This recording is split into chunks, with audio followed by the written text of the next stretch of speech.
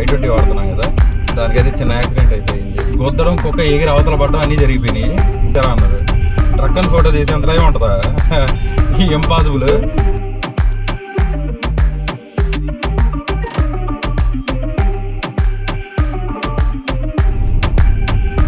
Hi hello నమస్తే, welcome back to my channel Sudheer moto vlogs. ఈరోజు అయితే ఒక అంత హ్యాపీ కాదు, ఇది కొంచెం ఇదైన వ్లాగే. ఎందుకంటే మనం కారు ఉంది కదా, మనం i20 వాడుతున్నాం కదా, దానికైతే చిన్న యాక్సిడెంట్ అయితే అయింది.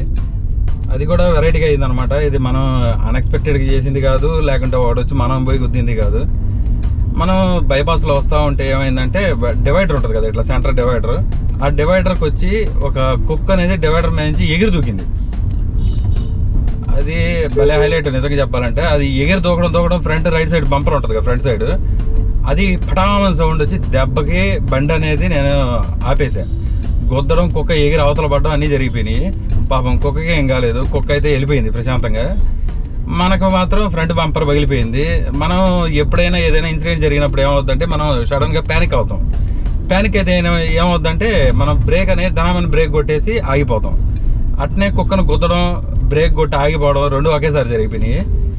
కుక్క వెళ్ళింది, కానీ మనకి ఫ్రంట్ బంపర్ పగిలిపోయింది. వెనక వస్తున్న వెహికల్ ఉంటుంది కదా, ఒక ట్రక్ అనేది వస్తున్నది, అంటే మనకి వైట్ కలర్ది ట్రాలీ ఉంటుంది చూసారా, అదైతే వస్తున్నది. ఆయన అయితే వెనక దామని గుద్దేశాడు. అంటే అంత హెవీ కాదు, లైట్గా అయితే టచ్ చేసేసి తట్టి బ్రేక్ కొట్టి అతను కూడా ప్యానిక్ అయిపోయి గబగబా వెళ్ళిపోయాడు ఆడి నుంచి. నేను బండి దిగి ఏమైంది చూసుకునే లోపల వెళ్ళిపోవడం కూడా అయిపోయింది. ఇంకేం చేస్తాం, అది ఫోటో అన్నా తీద్దాం అనుకున్నా. అంటే ఇన్సూరెన్స్ వాళ్ళకి అప్పుడే కాల్ చేస్తే వాళ్ళు ఏమన్నారంటే, వాళ్ళు ట్రక్ని ఏమన్నా ఫోటో తీసారా అన్నారు. ట్రక్ అని ఫోటో తీసేంత టైం ఉంటుందా, ఇంపాసిబుల్. మనమైతే ఇదిగో ఇంటికి వచ్చేసి నిన్న మేము ఇన్సూరెన్స్ వాళ్ళకి కాల్ చేసి ఈరోజు అయితే వస్తామన్నారు. షోరూమ్కి అయితే బండి తీసుకురమ్మన్నారు. మనమైతే బండి తీసుకొని పోయి మనం అక్కడ పెట్టిన తర్వాత అది ఎంత అమౌంట్ అవుద్ది, ఏమవుద్ది, లేదంటే దానికి ఎంత అమౌంట్ మనం పే చేయాలి. అంటే నిల్డిప్లో ఉంది కాబట్టి మనం 90% వాళ్ళు ఇస్తారు, 10% మనం అయితే పే చేయాలి. ఆ 10%లో కూడా ఎంత తగ్గద్ది, ఎంత వస్తుంది అనేది మనకైతే ఐడియా లేదు. చూసారు కదా ట్రాఫిక్ ఎట్టుందో. మొత్తానికి అయితే మనం ఈ ట్రాఫిక్ దాటిన తర్వాత మిగిలిన వ్లాగ్ అనేది కంటిన్యూ చేద్దాం. Okay, let's go. అది ఓవరాల్గా అయితే జరిగింది. మనకి వాళ్ళు చెప్పడం ఏంటంటే, ఫస్ట్ అనేది షోరూమ్కి అయితే బండి తీసుకురమ్మన్నారు. వాళ్ళైతే బండి చూసిన తర్వాత ఎంత ఎస్టిమేషన్ అనేది ఇస్తామన్నారు. ఆల్రెడీ నిన్నైతే నేను వెళ్ళి దానికి ఎస్టిమేషన్ కూడా తీసుకొచ్చేసాను. అది పైన మీకైతే దానికి కొటేషన్ అయితే పెడతా చూడండి. అది నియర్లీ 24,000 సంథింగ్ అయితే పడుతుంది.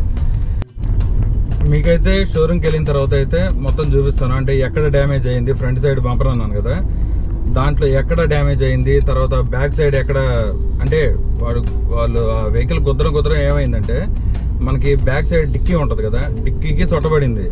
దాని తర్వాత కింద ఉన్న మనకి బ్యాక్ సైడ్ సెన్సార్ బంపర్ వస్తుంది కదా, అది కూడా అయితే బంపర్కి మొత్తం డ్యామేజ్ అయిపోయింది. వాళ్ళు చెప్పడం ఏంటంటే, అది రీప్లేస్ అయితే చేయలేము అని చెప్పారు నేను వెళ్ళినప్పుడు మాత్రం. ఈరోజు దానికి ఏమన్నా పాసిబిలిటీ ఉంటే చేంజ్ చేస్తారా లేదా అనేది ఈరోజు అయితే క్లారిటీ ఇస్తామని చెప్పారు. ఓవరాల్గా అయితే అక్కడికి వెళ్ళిన తర్వాత మిగిలిన వీడియో అయితే కంటిన్యూ చేస్తాను. కానీ ఏమవుతుందంటే, సమ్ టైమ్స్ ఏంటంటే, ఎంత ఏబిఎస్ ఉన్నా కూడా ఈ డివైడర్లు అనేది మోస్ట్ డేంజరస్. సడన్గా ఈ దూకడం, మన ప్యానిక్ బ్రేకింగ్ చేయడం, ఇవన్నీ ఏంటంటే అన్ఎక్స్పెక్టెడ్గా అయితే జరిగిపోతాయి. ఎక్స్పెక్టెడ్ అయితే కాదు, మనం ఏం చేయలేము వాటికి. That's purely depends on the luck, అంతే మ్యాక్సిమం.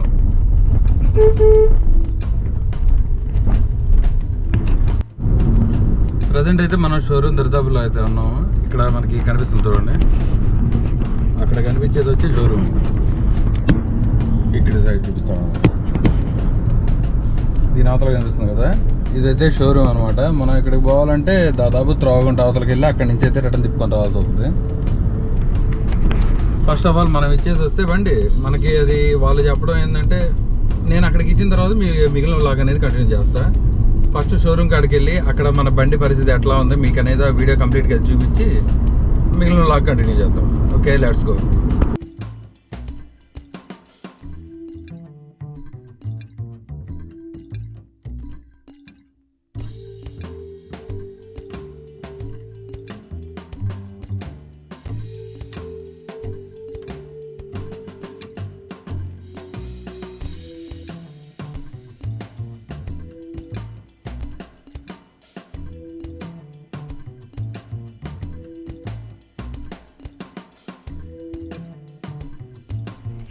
మనం అయితే బండి అయితే సర్వీస్కి అయితే ఇచ్చేసాము. వాళ్ళు చెప్పడం ఏంటంటే బండి ఇన్స్పెక్షన్ చేయడానికి అంటే మనం ఇన్సూరెన్స్ వాళ్ళు ఉన్నారు కదా, వాళ్ళు రావడానికి ఒక 2 రోజులు పట్టద్దంట. అంటే 48 అవర్స్ కానీ మ్యాక్సిమం 48 అవర్స్ లోపల అయితే వచ్చి వాళ్ళు ఇన్స్పెక్షన్ చేసేసి ఎందుకు ఇంత అమౌంట్ వస్తుంది అంటే అది పెరగచ్చు తగ్గచ్చు, ఐ మీన్ బేస్డ్ ఆన్ పార్ట్స్ని బట్టి పెరగచ్చు తగ్గచ్చు అనమాట. అది ఎంతవరకు అప్రూవ్ చేస్తారు ఏందనేది వాళ్ళతో మాట్లాడుకుంటారంట.